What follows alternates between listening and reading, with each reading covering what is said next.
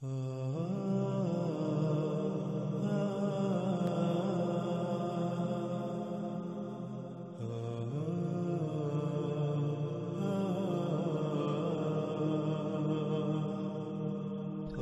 آگے رسول اللہ صلی اللہ علیہ وآلہ وسلم نے کہا اس میں کچھ شک نہیں اللہ جو ان سب سے اوپر ہے اس یوم یعنی اس مدت میں اس کے ساتھ اس سے مومنین کی حفاظت کرے گا جس کے ساتھ ملائکہ کی حفاظت کرتا ہے تسبیح سے، یعنی صرف وہی لوگ اس مدت میں دجال کے فتنے سے بچیں گے جن کا کردار ملائکہ کا سا ہوگا۔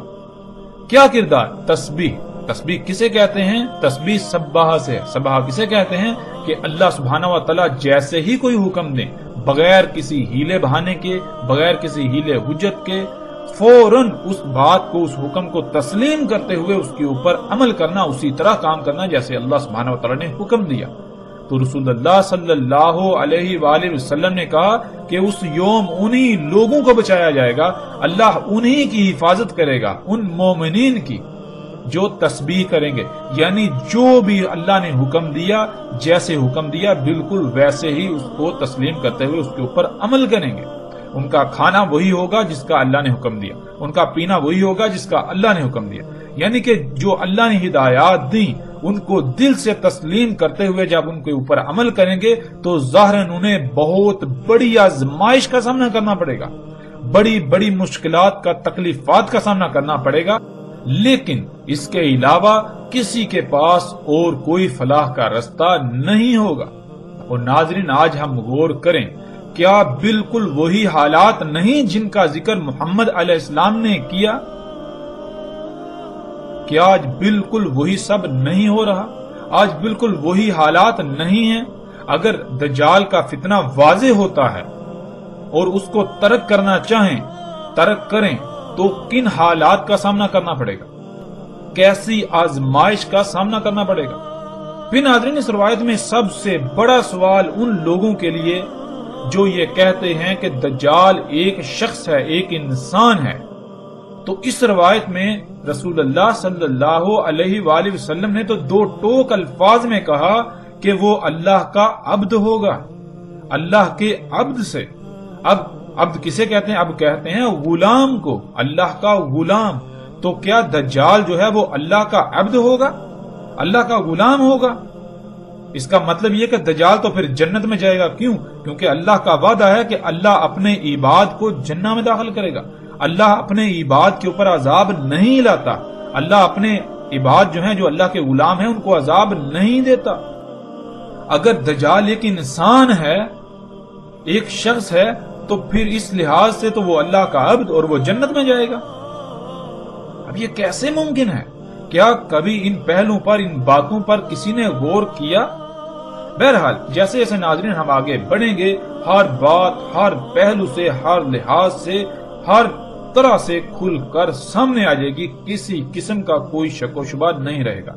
اور جتنے بھی سوالات ہیں جو آپ کے ذہن میں پیدا ہو رہے ہیں، جتنے بھی سوالات ہیں، ایک ایک سوال کا ہر لحاظ سے کھول کر جواب دیا جائے گا۔ اللہ کے فضل سے ہم کسی بھی سوال کو نہ گول کریں گے، نہ نظر انداز کریں گے، اور نہ ہی ایسا ہوگا کہ ہم ان سوالات کے جوابات ایسے دیں جیسے کہ ہم اپنی طرف سے بناوٹی جوابات دے رہے ہیں۔ نہیں، بالکل نہیں۔ ہم اللہ کے فضل سے ہر ایک کے ہر سوال کا مکمل ہر لحاظ سے کھول کر جواب دیں گے، ہر پہلو کو، ہر بات کو کھول کر سامنے رکھیں گے۔ رسول اللہ صلی اللہ علیہ وآلہ وسلم نے کہا دجال کے ساتھ چمٹے رہنے کے لیے اقوام یعنی دنیا کے لوگ کہیں گے ہم اس کے ساتھ اس لیے ہیں کہ ہم یہ جان لیں کہ وہ کافر ہے اور اس وجہ سے ہم اس کے ساتھ ہیں، ہم کھاتے ہیں اس کا کھانا اور اس کے درختوں سے چرتے ہیں، بس جب اللہ کا غضب نازل ہوگا تو ان سب پر نازل ہوگا۔ ناظرین آج ہم خود اس کا مشاہدہ کرتے ہیں کہ جس پر بھی دجال کی حقیقت آشکار ہوتی ہے، جس کو بھی آگاہ کیا جاتا ہے کہ جو کچھ تم کھا رہے ہو، پی رہے ہو، جس معاشرے میں تم رہ رہے ہو، جس نظام کا ساتھ دے رہے ہو، ہوا کوئی بھی کام کرتے ہو، وہ دجال کی نصرت کا سبب بنتا ہے۔ یہ سب کا سب دجل ہے، یہ بات ماننا ان کی مجبوری ہوتی ہے کیونکہ حقیقت ہی یہی ہے، لیکن ماننے کے باوجود، حقیقت کو تسلیم کرنے کے باوجود اس نظام، اس طرز زندگی کو چھوڑنے پر یہ کہتے ہوئے تیار ہی نہیں ہوتے کہ ہم اس معاشرے میں رہتے ہوئے اس کے بارے میں مزید اچھی طرح تحقیق کر لیں، جس کے لیے ہمیں مجبوراً یہی سب کھانا پڑے گا، یہی نوکری کرنی پڑے گی، اور پھر یہ بھی بہانہ ہوتا ہے کہ جائیں تو جائیں کہاں، کھائیں تو کیا کھائیں، اس کے علاوہ اور کچھ ہے بھی تو نہیں، اور یوں وہ اللہ کے غضب کا شکار ہوتے ہیں، اور ان قریب ایک بہت بڑا غضب جو اللہ کا نازل ہونے ہی والا ہے، ایسے لوگ بھی اس غضب کا شکار ہوں گے، اس عذاب کا شکار ہوں گے۔ رسول اللہ صلی اللہ علیہ وآلہ وسلم نے کہا، اس میں کچھ شک نہیں کہ وہ دجال آدم ہوگا۔ ناظرین، آدم کسے کہتے ہیں؟ آدم کے معنی زمین کے خون کے ہیں۔ زمین کے خون سے ہی اللہ سبحانہ وتعالی نے سب سے پہلے بشر کو خلق کیا، اسی وجہ سے پہلے بشر کا اسم آدم تھا۔ قرآن میں اللہ سبحانہ وتعالی نے تین کا بھی ذکر کیا، لیکن تین زمین کے عناصر کو کہا جاتا ہے۔ جب زمین کے عناصر کو کیمیائی عوامل سے گزارا، جس کا قرآن میں ذکر ہے، من سلسال من حمائن مسنون، تو آدم وجود میں آیا، یعنی زمین کا خون جسے آج ہم خام تیل کا نام دیتے ہیں، وہ وجود میں آیا، اور اس سے بھی اللہ سبحانہ وتعالی نے تین کا، اور اسی سے اللہ سبحانہ وتعالی نے بشر آدم کو خلق کیا، اور تمام بنی آدم کو بھی اسی سے خلق کیا۔ اس لیے تمام انسانوں کو بنی آدم کہا جاتا ہے کہ جس سے تمام انسان وجود میں آئے۔ تمام کے تمام انسان نہ صرف آدم بشر کی نسل ہیں، بلکہ زمین کے خون جو کہ آدم ہے سے وجود میں آتے ہیں، وجود میں آ رہے ہیں اور وجود میں آئے۔ مزید آسانی سے سمجھنے کے لیے اگر ہم اپنی ہی ذات میں غور و فکر کریں تو ہم پر واضح ہو جائے گا کہ اللہ سبحانہ وتعالی نے ہمیں زیر زمین موجود خام تیل سے خلق کیا، جیسے کہ پیچھے بھی تفصیل کے ساتھ یہ بات گزر چکی ہے، ان موضوعات پر پیچھے مفصل بات ہو چکی ہے۔ آپ غور کریں کہ انسانوں کو کس سے خلق کیا گیا، وہ کون سا مواد ہے، وہ کون سا میٹیریل ہے، وہ کہاں پر پڑا ہوا ہے جس سے اللہ نے آپ کو بنایا۔ آدم دم سے ہے۔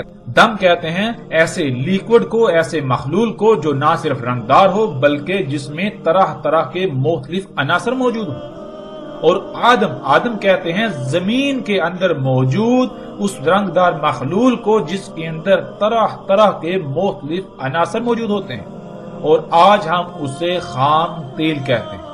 اسی سے اللہ سبحانہ وتعالی نے پہلے بشر کو خلق کیا تھا، اسی وجہ سے پہلے بشر کو آدم کہا گیا، اور اسی سے تمام کے تمام انسانوں کو خلق کیا گیا، جتنے بھی بشر ہیں ان کو خلق کیا گیا، اس لیے سب کے سب کو بنی آدم، یعنی بنی کہتے ہیں جس سے بنایا گیا، اور آدم کہتے ہیں زمین کے خون۔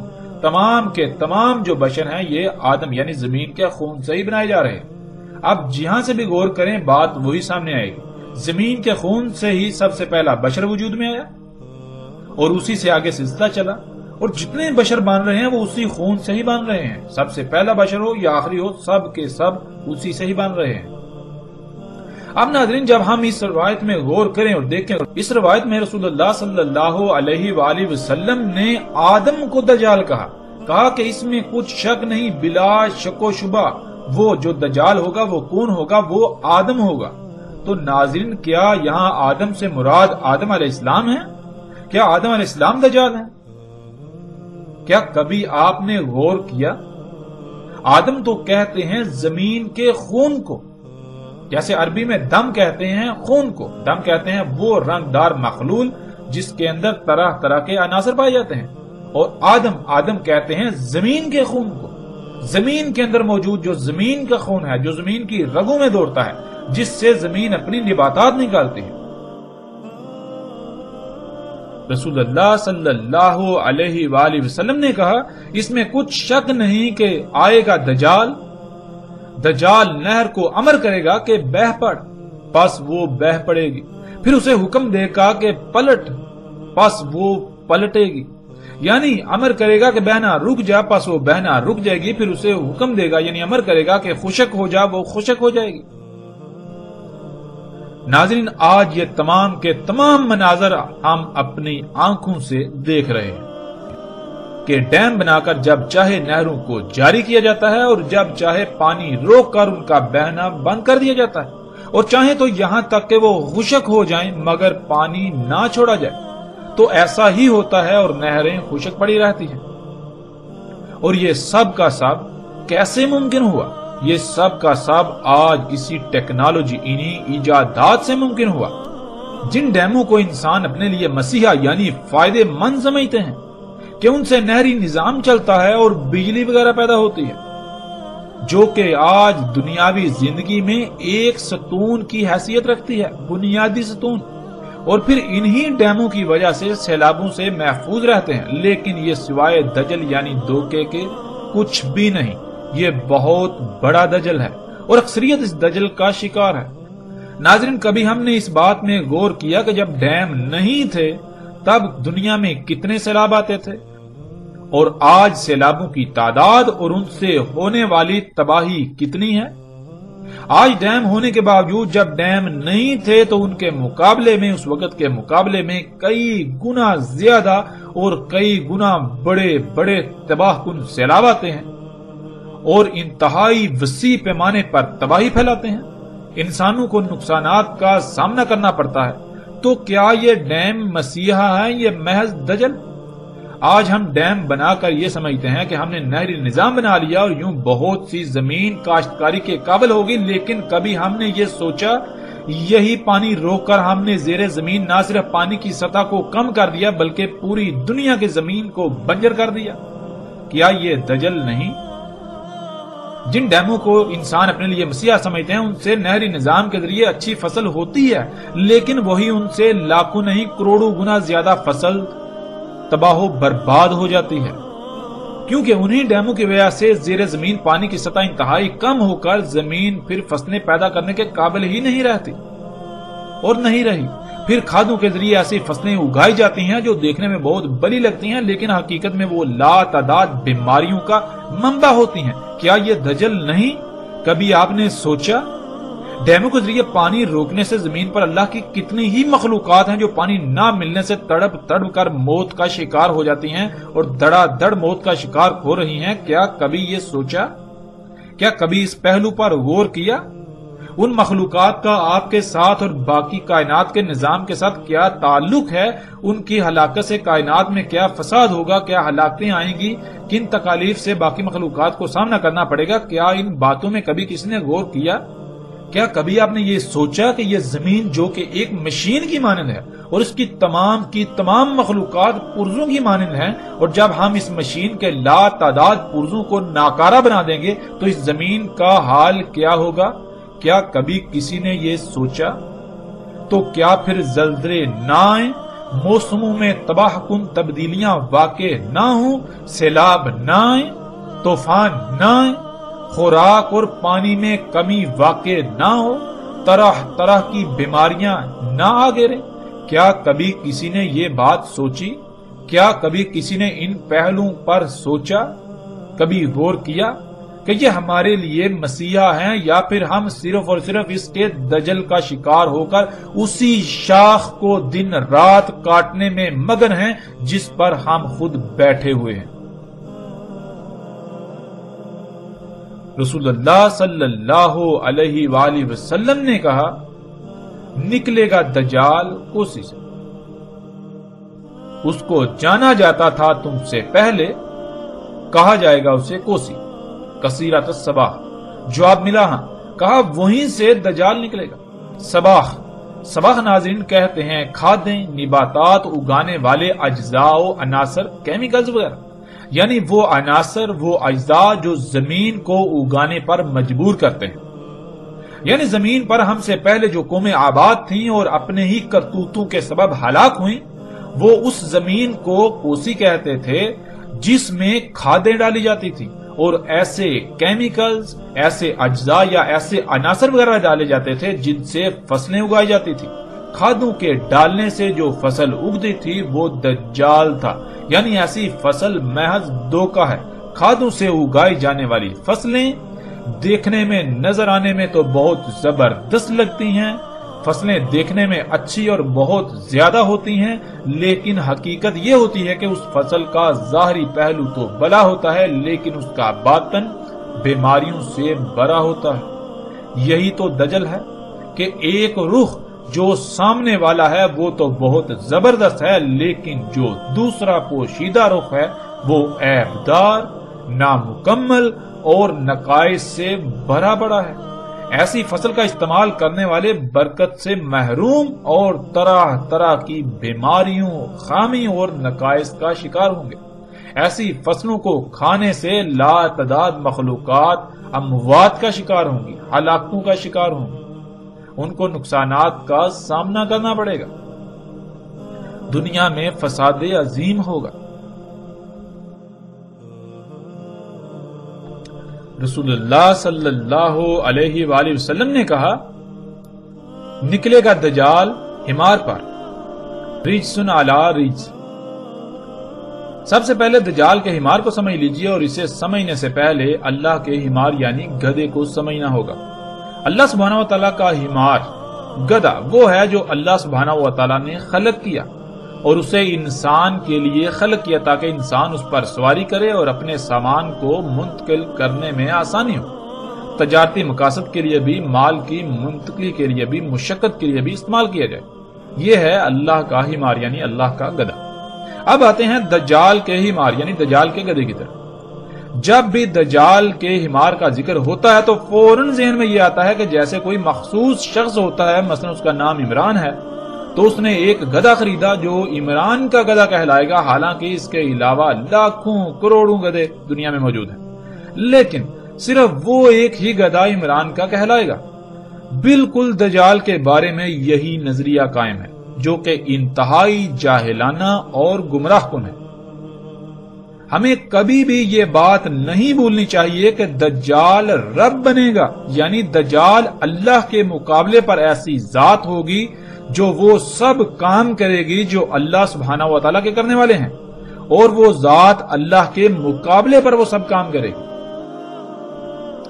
دجال کے حمار یعنی گدھے کا مطلب یہ ہے کہ جس مقصد کے لیے انسان دجال کے نکلنے سے پہلے اپنے اصل رب اللہ سبحانہ و تعالیٰ کا خلق کیا ہوا حمار یعنی گدھا استعمال کرتے تھے، دجال اسی مقصد کے لیے اللہ سبحانہ و تعالیٰ کے خلق کیے ہوئے اس ذریعے یعنی گدھے سے احسن ذریعہ یعنی گدھا خلق کرے گا، اور جو لوگ اللہ کے گدھے کی بجائے دجال کے خلق کیے ہوئے گدھے کو استعمال کریں گے، وہی ان کا دجال کو اپنا رب تسلیم کرنا ہوگا، کیونکہ رب وہی ذات ہوتی ہے جس پر کسی بھی معاملے میں توکل کیا جائے، یعنی کوئی بھی ضرورت پیش آئے تو جس کی خلق کردہ شے کو استعمال کر کے اپنی ضرورت کو پورا کیا جائے وہی رب کہلاتا ہے۔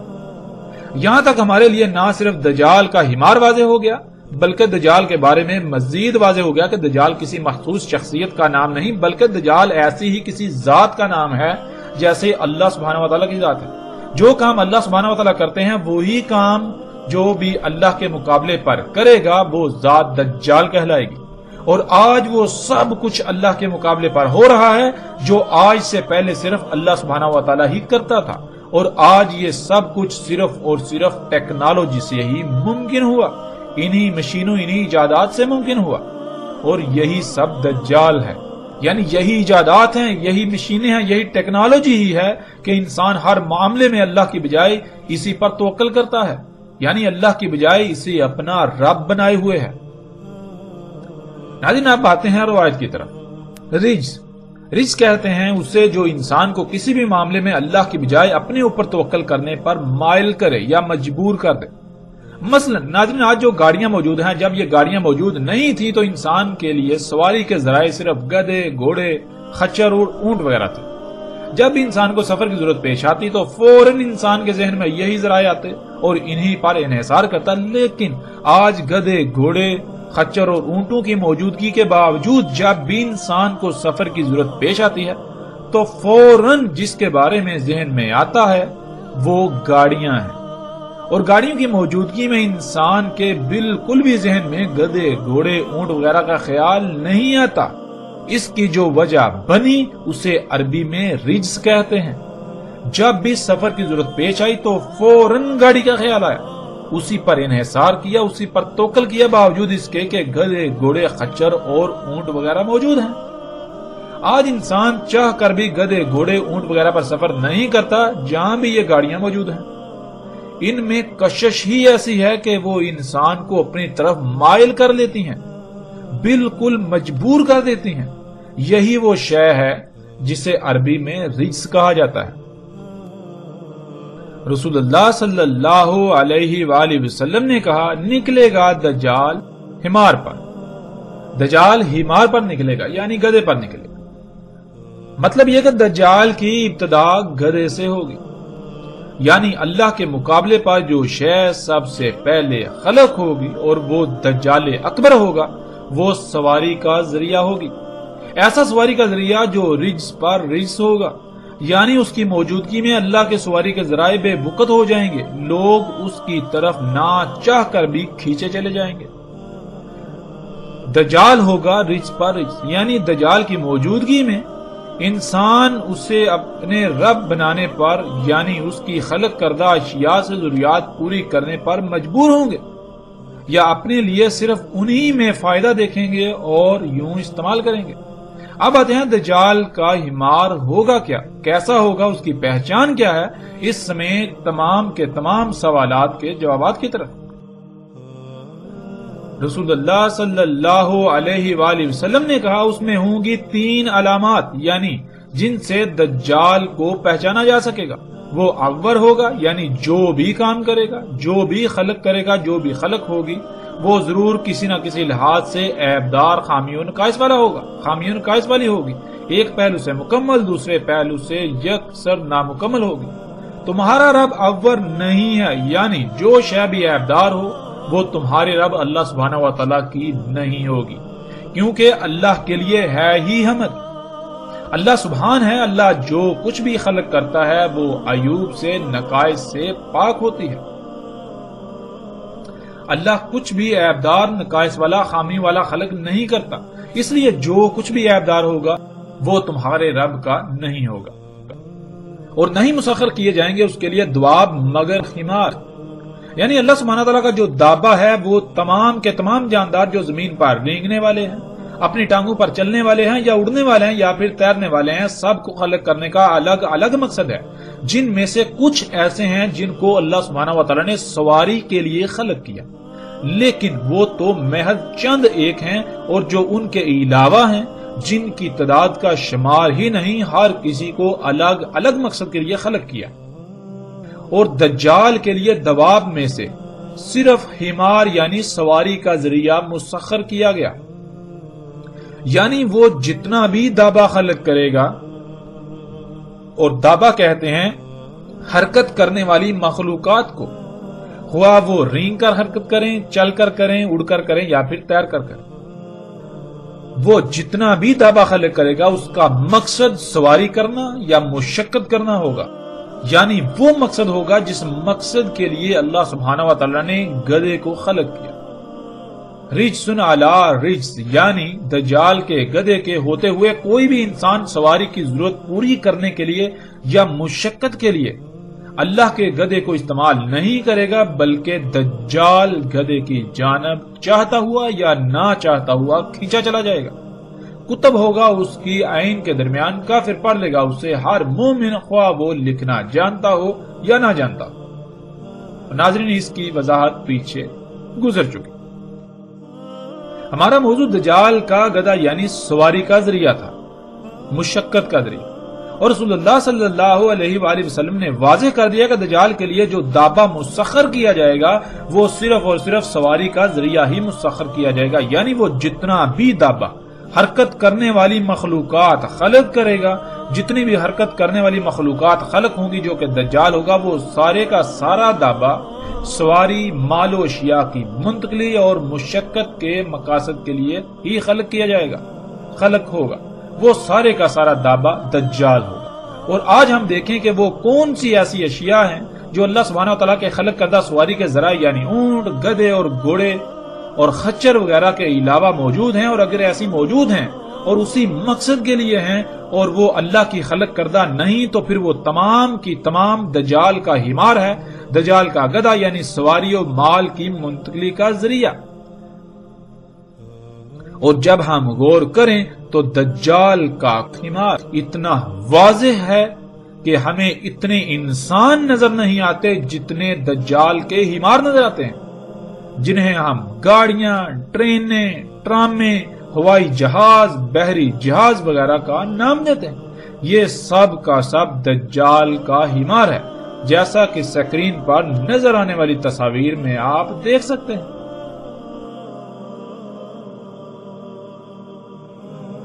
رسول اللہ صلی اللہ علیہ وآلہ وسلم نے کہا، جان لو اس میں کچھ شک نہیں، دجال ہوگا۔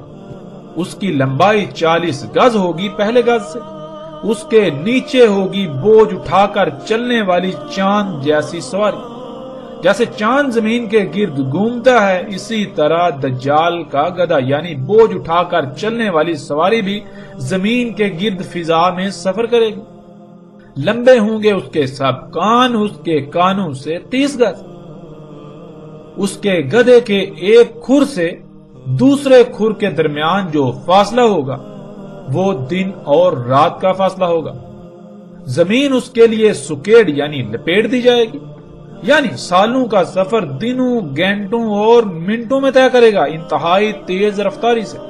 اپنے ید یعنی اپنی قوت سے بادلوں کو چھوئے گا، ان سے اوپر نکل جائے گا اور سورج پر سبقت لے جائے گا اس کے چھپنے کی طرف۔ اس کے آگے دھوئیں کا پہاڑ اور پیچھے سرسبز پہاڑ ہوگا۔ چیخے گا آواز کے ساتھ، اس کی آواز کو سن لیں گے جو بھی اس کے پروں کے ساتھ زمین سے اڑنے کے مقام سے لے کر واپس زمین پر نیچے اترنے کے مقام کے درمیان آئیں گے، یعنی ٹیک آف سے لینڈنگ تک کے درمیان آنے والے سب لوگ اس کی چیخنے کی آواز کو سنیں گے۔ ناظرین، یہ واحد ہوائی جہاز ہی ایسی شے ہے جس میں یہ تمام کی تمام خصوصیات پائی جاتی ہیں۔ ذرا تصور کریں کہ جب ان چیزوں کا کوئی تصور تک بھی نہیں کیا جا سکتا تھا، اگر اس وقت کسی نے ان اشیاء کے بارے میں بتانا ہوتا تو کیسے الفاظ میں بتایا جاتا؟ یقیناً ان الفاظ سے بہتر اور کوئی الفاظ نہیں ہو سکتے، اس لیے ان الفاظ کا اگر کوئی مصداق ہے تو یہی موجودہ ہوائی جہاز ہیں، اور اگر یہ نہیں تو پھر ایسا کچھ بھی نہیں آئے گا یہاں تک کہ ساتھ بھی قائم ہو جائے گی۔ یہ جہاز ہی ہیں جن کے کانوں کی لمبائی اتنی ہی ہوتی ہے۔ اس روایت کے علاوہ مختلف روایات میں کانوں کی لمبائی بھی مختلف آئی ہے، کہیں پر 70 گز تو کہیں پر 40، کہیں ان سے بھی کم یا زیادہ کا ذکر ہوا۔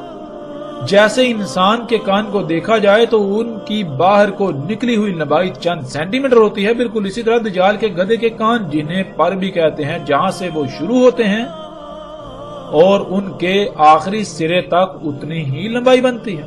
یہ ہوائی جہاز ہی ہیں جو زمین کے گرد اسی طرح گھومتے ہوئے سفر کرتے ہیں فضا میں جیسے چاند زمین کے گرد گھومتا ہے۔ یہ ہوائی جہاز ہی ہے کہ جب سفر کرتا ہے تو اتنی تیز رفتاری سے سفر کرتا ہے کہ گویا اس کے لیے زمین سکیڑ دی گئی، اور اس کے علاوہ بھی جتنے بھی دجال کے سواری کے ذرائع ہیں ان سب کے لیے زمین سکیڑ دی جاتی ہے، زمین سکڑ جاتی ہے، یعنی ان کی رفتار اتنی تیز ہوتی ہے کہ بہت کم وقت میں بہت زیادہ فاصلہ طے کر لیتے ہیں۔ یہ ہوائی جہاز ہی ہے کہ اس کے ایک کھر یعنی جہاں سے وہ اوپر اڑتا ہے وہاں سے لے کر دوسرے کھر تک، یعنی جہاں وہ واپس نیچے زمین پر اترتا ہے تو دن اور رات کا فاصلہ ہوتا ہے۔ جیسے کوئی جہاز جاپان سے اڑ کر امریکہ جاتا ہے تو اس کے ایک کھر سے دوسرے کھر کے درمیان دن اور رات کا فاصلہ ہوتا ہے۔ اسی طرح درجنوں روٹس ایسے ہیں کہ جب دجال کا گدھا قدم اٹھاتا ہے تو وہ واپس زمین پر قدم تب رکھتا ہے کہ درمیان میں دن رات گزر جاتا ہے۔ ناظرین، یہی جہاز ہی ہے جو اپنی قوت کے ساتھ نہ صرف بادلوں کو چھوتا ہے بلکہ ان سے اوپر نکل جاتا ہے۔ ناظرین، یہ جہاز ہی ہے جب یہ اڑتا ہے تو اس کے سامنے غیر معمولی مقدار میں دخان یعنی طرح طرح کی گیسیں ہوتی ہیں، اس کے پیچھے سرسبز پہاڑ ہوتے ہیں، یعنی زمین کے جو سرسبز پہاڑ ہیں وہ اس کے پیچھے ہوتے ہیں اور بادلوں کے پہاڑ اس کے آگے ہوتے ہیں۔ اور آج موجودہ دور میں بہت بڑی مقدار میں فیکٹریوں اور گاڑیوں وغیرہ سے خارج ہونے والے طرح طرح کے زہریلی دھوئیں سے آسمان یعنی فضا بھر چکی ہے۔ یوں سامنے نہ صرف بادلوں کا پہاڑ جو بالکل دھوئیں کی طرح نظر آتا ہے وہ ہوتا ہے، بلکہ سامنے حقیقی دھوئیں کا پہاڑ ہوتا ہے، یعنی غیر معمولی مقدار میں دخان ہوتا ہے، طرح طرح کی زہریلی گیسیں ہوتی ہیں یا طرح طرح کی مختلف گیسیں ہوتی ہیں غیر معمولی مقدار میں دھواں۔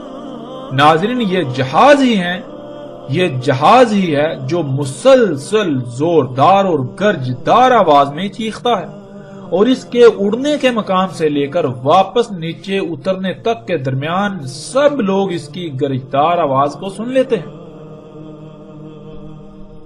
اور سکرین پر نظر آنے والی تصاویر میں آپ ایک ایک منظر کو اپنی آنکھوں سے دیکھ سکتے ہیں۔ رسول اللہ صلی اللہ علیہ وآلہ وسلم نے کہا، سمندر میں تیرے گا تو سمندر اس کے ٹخنوں تک ہوگا۔ ناظرین، یہ مناظر بھی آپ اپنی آنکھوں سے دیکھ سکتے ہیں۔ یہ دجال کا حمار جو بڑے بڑے سمندری جہاز ہیں، بحری جہاز، جب یہ سمندر میں داخل ہوتے ہیں، سمندر میں تیرتے ہیں تو پانی بالکل ان کو ایسے ہوتا ہے جیسے کہ آپ کسی چھوٹی سی پانی کی نالی میں داخل ہو جائیں تو پانی آپ کے ٹہنوں تک ہو۔ پھر آگے رسول اللہ صلی اللہ علیہ وآلہ وسلم نے کہا، پکارے گا آواز کے ساتھ، اس کی آواز سنیں گے جو اس کے اڑنے سے لے کر واپس نیچے زمین پر اترنے کے درمیان ہوں گے۔ کہے گا، اے میرے مشن میں میرے معاونین، اے میرے مشن میں میرے معاونین، میری طرف کھینچے چلے آؤ، میری طرف کھینچے چلے آؤ، پس میں ہی ہوں وہ جس نے تمہیں خلق کیا، پس تمہاری جو ضروریات تھیں وہ سب خلق کیا، اور میں ہی ہوں جس نے قدر میں کر دی رہنمائی، یعنی تم دنیا میں کس مقصد کے لیے ہو، تمہیں کس مقصد کے لیے خلق کیا گیا اور وہ مقصد کیسے پورا ہوگا۔ وہ میں ہی ہوں جس نے تم پر وہ مقصد واضح کیا، اور میں تمہارا رب ہوں، سب سے اوپر والا۔ ناظرین، یہی جہاز جب اڑتا ہے تو اڑنے سے لے کر واپس نیچے زمین پر اترنے کے درمیان ہر سٹاپ پر آواز لگاتا ہے، اعلانات کیے جاتے ہیں، فلاں وقت روانگی ہے، گیٹ کھل گیا، جہاز میں سوار ہو جائیے، وغیرہ وغیرہ۔ اور اس کے اڑنے سے لے کر نیچے اترنے تک نہ صرف اس کے اندر موجود سب لوگ اس کی آوازیں سنتے ہیں، بلکہ جب یہ سفر کر رہا ہوتا ہے تو اتنی اونچی گرجدار آواز پیدا کرتا ہے کہ سب کے سب لوگ جو بھی اس کے اڑنے سے لے کر واپس اترنے کے درمیان آتے ہیں وہ سب ہی اس کی گرجدار آواز کو سنتے ہیں اور اس کی طرف متوجہ ہو جاتے ہیں۔ یہی ٹیکنالوجی، یہی ایجادات ہیں جو آج سب کچھ خلق کر رہی ہیں، جن سے آج سب کچھ خلق ہو رہا ہے۔ حتیٰ کہ انسان جس نطفے سے وجود میں آیا اور آ کر پروان چڑھ رہے ہیں، وہ سب کا سب رزق اسی ٹیکنالوجی کا پیدا کرتا ہے، اسی ٹیکنالوجی سے خلق کرتا ہے۔ اور جب انسانوں نے اسے اپنا رب بنایا ہوا ہے تو پھر دنیا میں انسانوں کی اکثریت کو یہ علم ہی نہیں کہ انہیں کس مقصد کے لیے خلق کیا گیا، بلکہ ہر ایک کے سامنے یہی مقصد ہے کہ وہ دنیا زیادہ سے زیادہ کمائے، یہی ٹیکنالوجی حاصل کرے، یہی اشیاء حاصل کرے، یہی ایجادات کرے، یہی طرح طرح کی مشینیں حاصل کرے، مختلف آسائشوں، سہولتوں اور آسانیوں کے نام پر۔ یوں محمد رسول اللہ صلی اللہ علیہ وآلہ وسلم نے ایک ایک لفظ سچ کہا جو آج ہماری آنکھوں کے سامنے ہے۔ اے اللہ کے نبی محمد رسول اللہ صلی اللہ علیہ وآلہ وسلم، آپ نے بالکل سچ کہا تھا، آپ نے بالکل سچ کہا تھا، آپ نے بالکل سچ کہا تھا۔ رسول اللہ صلی اللہ علیہ وآلہ وسلم نے کہا، دجال کے گدھے کے کانوں کے درمیان 40 گدھ ہوں گے اور اس کے گدھے کا روٹ ہوگا 3 یوم کا فاصلہ۔ سمندر میں داخل ہوگا اپنی سامان اٹھا کر سفر کرنے والی سواری پر۔ کہا بالکل ایسے ہی داخل ہوگا جیسے داخل ہوتے ہو تم اپنے گھوڑے پہ سوار ہو کر کھیتوں کو سیراب کرنے والی نہر میں۔ یعنی ناظرین، جیسے آپ کھیتوں کو سیراب کرنے والی کسی کھال میں، جو پانی کی کھال ہوتی ہے، نالی ہوتی ہے، اس میں داخل ہوں گھوڑے پر سوار ہوگا تو گھوڑے کو کتنا پانی ہوگا؟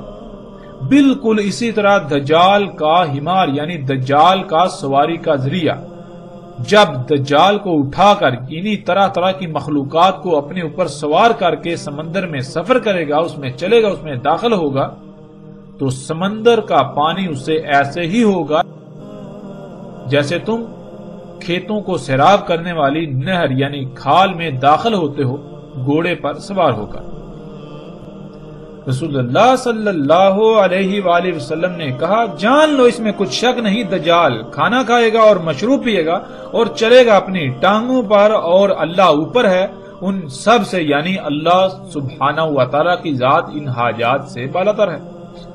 آج جتنی بھی ٹیکنالوجی ہے وہ تمام کی تام کھاتی ہیں، جسے ہم بجلی کا نام دیتے ہیں، خواہ وہ موسموں اور بادلوں میں چھیڑ چھاڑ کرنے والے آلات ہوں یا مختلف مصنوعات بنانے والی یعنی دجال کی جنت کی سہولیات اور نعمتیں خلق کرنے والی جتنی بھی مشینیں ہیں وہ تام کھا کر یا مشروب پی کر ہی چلتی ہیں۔ جیسے انسان اور ہر جانور کے طعام اور مشروب میں فرق ہے، سب ایک دوسرے سے مختلف کھاتے ہیں، درخت کاربن اور آکسیجن کھاتے ہیں، اسی طرح دجال یعنی ٹیکنالوجی جنہیں ہم مشینوں کا نام دیتے ہیں اس کا طعام بجلی ہے اور مشروب زمین کا خون ہے، یعنی زمین سے نکالا جانے والا خام تیل جس سے درجنوں اقسام کے تیل اخذ کیے جاتے ہیں۔ ٹیکنالوجی ان حاجات کی محتاج ہے، لیکن اللہ سبحانہ و تعالی ایسی تمام حاجات سے پاک ہے۔ ناظرین، بہت سی روایات میں رسول اللہ صلی اللہ علیہ وسلم نے کہا کہ دجال کی توبہ کرنے والے یعنی اسے اپنا رب تسلیم کرنے والوں میں اکثریت یہود کی ہوگی۔ اور ناظرین، جب ہم یہ الفاظ پڑھتے ہیں، یہ بات ہمارے سامنے آتی ہے، ہمیں بتائی جاتی ہے، تو ہم بالکل بے فکر ہو جاتے ہیں، اس لیے کہ ہم خود کو مسلمان کہتے ہیں، مسلمان سمجھتے ہیں، مسلمان کہلواتے ہیں، اور یہود تو وہ ہیں جو آج بھی یہودی کہلاتے ہیں۔ اور پھر قرآن میں یہود و نصارہ کے بارے میں جتنی بھی آیات ہیں ہم ان سے مراد بھی یہودی اور عیسائی لیتے ہیں، لیکن ہم نے کبھی یہ غور نہیں کیا کہ قرآن میں اللہ سبحانہ تعالیٰ نے یہود و نصارہ کن کو کہا۔ جب ہم قرآن میں غور و فکر کریں تو قرآن کی پہلی سورۃ الفاتحہ میں مغضوب اور ضالین کے الفاظ آئے ہیں، اور سب اس پر متفق ہیں کہ مغضوب سے مراد یہود اور ضالین سے مراد نصارہ ہے۔ اور سورہ فاتحہ کو دن میں کئی بار پڑھتے ہیں، اس کے باوجود غور ہی نہیں کرتے کہ اگر ہم نے وہ کچھ کیا جو بنی اسرائیل میں سے لوگوں نے کیا، جو یہود کہلائے تو ہم بھی یہود کہلائیں گے، اور جو کچھ نصارہ نے کیا اگر ہم بھی وہی کریں گے، ہم نے بھی وہی کیا تو ہم بھی نصارہ کہلائیں گے۔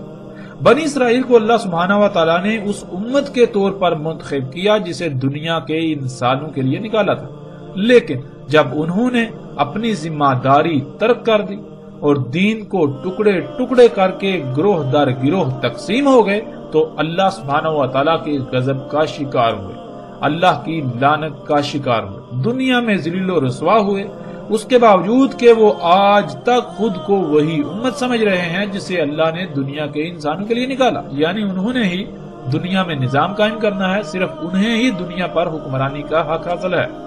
وہ طے کریں گے کہ کیا دنیا کے انسانوں کے لیے فائدہ مند ہے اور کیا نقصان دہ ہے، کیا کس نے کرنا ہے کیا نہیں کرنا، اس لیے وہ کبھی بھی ہاتھ پر ہاتھ رکھ کر نہیں بیٹھے اور دنیا میں اپنا نظام، اپنی حکومت قائم کرنے کے لیے کوشش کرتے رہے اور ساتھ کے قائم ہونے تک کرتے رہیں۔